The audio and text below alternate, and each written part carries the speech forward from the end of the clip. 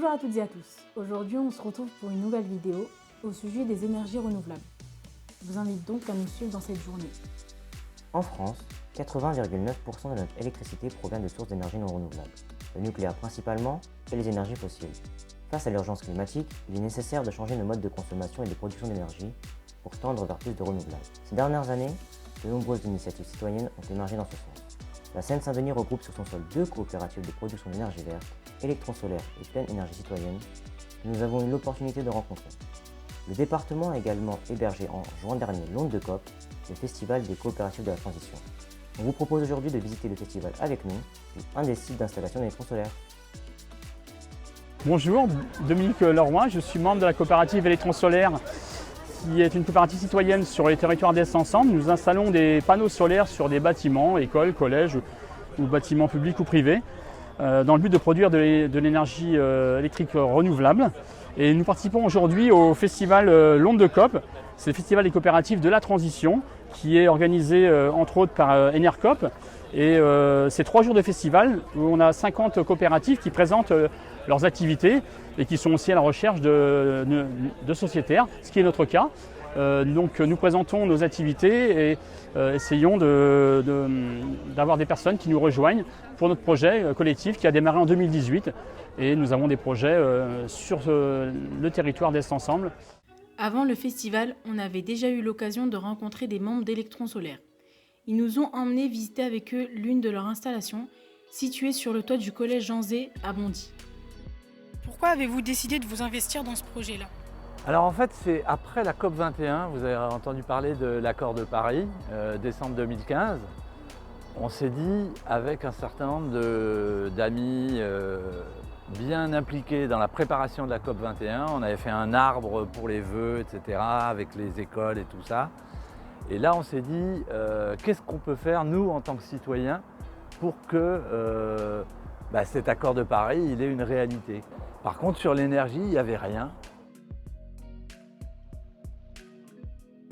Ce projet, il est né en 2015, début 2016. Ce sont des personnes, principalement des Lilas, qui étaient tous plus ou moins dans la sphère écologiste, on va dire, et qui se sont dit que ça serait bien de faire quelque chose de concret. Bon, aller dans les manifestations, tout ça, signer les pétitions, c'est bien, mais il y a un moment, il faut vraiment mettre la main à la pâte. Et donc on s'est réunis autour d'une table et on s'est dit qu'est-ce qu'on fait. Alors bon, l'idée de produire l'énergie déjà, à l'époque on ne savait pas trop si on allait faire du solaire ou de l'éolien, etc., etc. Donc il y a eu des grandes discussions autour de ça. Pour arriver au fait que ce qu'on pourrait le faire le plus facilement pour nous, ça serait de faire du solaire, de la production d'électricité solaire. Pourquoi produire en ville ? Parce que c'est bien de produire au plus près des lieux de consommation. Et comme les villes sont des très gros lieux de consommation, c'est bien de produire au plus près et d'éviter de se transporter le courant sur des dizaines ou des centaines de kilomètres. Le réseau français est fait de telle manière qu'on a des très gros producteurs, ce sont soit les barrages hydroélectriques, soit les centrales nucléaires, la plus proche de Paris est à 100 ou 200 km. Voilà, tout ce courant-là, on le transporte sur des centaines de kilomètres à travers des lignes à haute tension. Tout ce qu'on peut produire sur place et en local, produisons-le. C'est une occasion aussi de faire travailler des entreprises locales. Passons maintenant à la coopérative Pleine Énergie Citoyenne. Il y a déjà 4-5 ans, une association sur Saint-Denis, une préfiguration de la coopérative, qui avait l'objectif effectivement d'étudier cette possibilité-là. Et il y a surtout, c'est qu'en fait, là on est sur la l'île de France, on est une petite quinzaine de coopératives sur différents territoires d'Île-de-France et on s'entraide beaucoup. Et du coup, les associations se sont créées un peu au même moment. On s'est organisé, on a lancé les coopératives et c'est un peu long, il faut bien 2-3 ans avant de trouver une toiture, obtenir les autorisations, les aides, payer, rassembler l'argent. Je vous disais qu'on a 150 sociétaires. Les sociétaires, ils prennent des parts dans la coopérative. Les parts sont à 100 €. Alors beaucoup de personnes mettent juste 100 € et puis d'autres en mettent beaucoup plus. Je crois que notre record, c'est une personne qui en a mis 5000. Voilà. Puis on a aussi parmi nos sociétaires, on n'a pas que des personnes comme vous et moi, on a aussi des collectivités, on a des communes, on a le territoire Est Ensemble. Alors eux, ils mettent un petit peu plus. Une commune, grosso modo, elle prend 25 ou 30 parts, 2500 à 3000 € selon. Voilà. Donc tout ça, ça fait à peu près 15% de nos ressources, l'apport de nos sociétaires. Voilà. Et puis après, on demande des subventions. On est subventionné principalement par la région qui prend en charge 50% de nos investissements. Et le reste, alors 50 plus 15, ça fait 65, et ben les 35% restants, c'est de l'emprunt classique auprès des banques. On s'est tourné vers les collectivités, les communes, Est Ensemble, le département. Et évidemment, on s'est mis à discuter des projets qu'on pourrait faire avec eux. Et c'est comme ça qu'avec les communes sont venues les écoles, avec le département sont venus les collèges, etc. C'est ce qui nous a permis de commencer. Elle est distribuée dans le réseau, elle est revendue au réseau public, à EDF. À EDF dans un premier temps, et puis un petit peu plus tard à Enercop, qui est un fournisseur d'électricité alternative, et qui, comme nous, est une coopérative.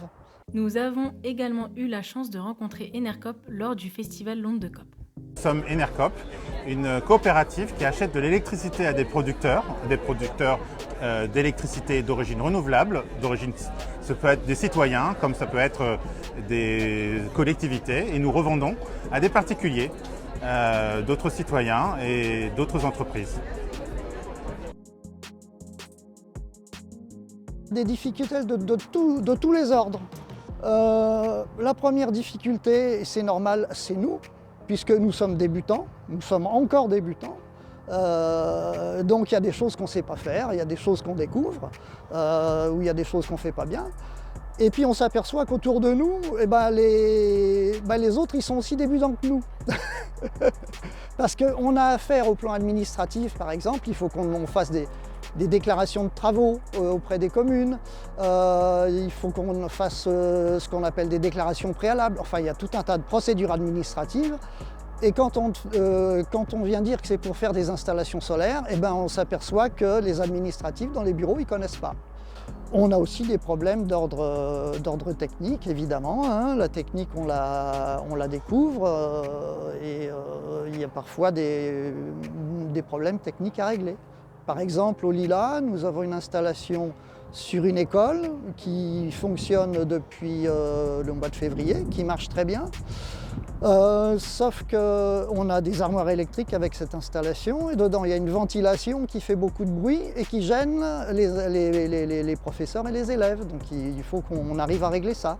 Ce sont les genres de petits détails de chantier. Il y a plein de détails comme ça qu'on a à régler à longueur de temps.